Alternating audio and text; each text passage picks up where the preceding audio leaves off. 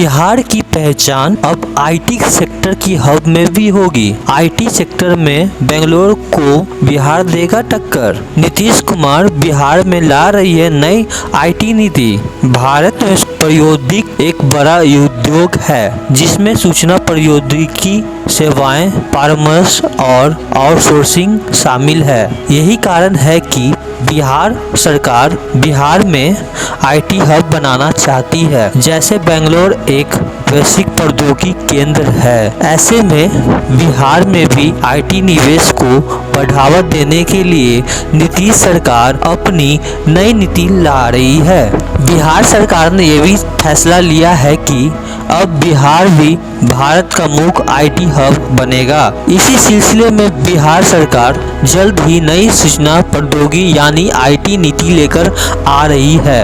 राज्य को आईटी क्षेत्र में निवेश के लिए अधिक आकर्षण बनाया जा सके, इसके लिए नई आईटी नीति लाई जा रही है।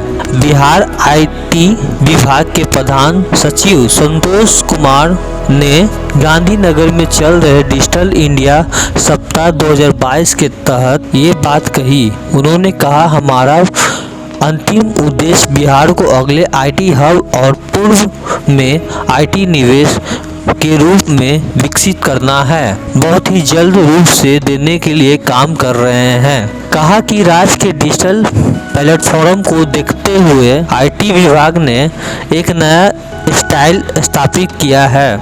इसमें बिहार सरकार द्वारा की गई और पूरी की गई नई गाइडलाइंस पहल को दिखाया गया है। इस स्टाइल में प्राचीन नालंदा विश्वविद्यालय की पारंपरिक संरचना की प्रतिष्ठा किया गया है। यह बिहार के प्राचीन और आधुनिक परिवर्तन को एक साथ लोगों तक पहुंचाना चाहते हैं। आजकल के दौर में ई ऑफिस का परिचालन बढ़ा है, जिससे कहीं भी आप कहीं भी करके उत्पादन क्षमता को बढ़ा सकते हैं। वैसे ही ई विधान एक्सीलेशन जो विधान परिषद में कागज रहित कार्यवाही को सक्षम करता है, बिहार सरकार ने अपनाया है। महामारी की स्थिति में भी सरकारी प्रणाली को बचाने रखने के लिए इस प्रकार की पहल को लागू किया गया था। इसीलिए आईटी इंडस्ट्री पूरी दुनिया में सबसे तेजी से आगे बढ़ने वाला सेक्टर है और इसी के चलते यहाँ नौकरी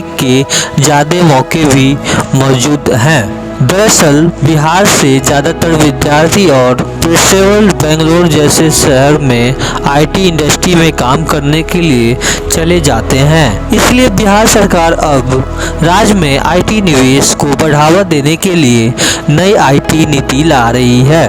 उन्होंने कहा कि अब बिहार आईटी हब बन जाएगा, जिससे बिहार में जॉब के लिए भी रास्ते खुलेंगे। ऐसे में शहरों से लोग यहाँ काम करने आएंगे, जिससे यहाँ के स्थानीय लोगों को भी अधिक फायदा मिलेगा। धन्यवाद।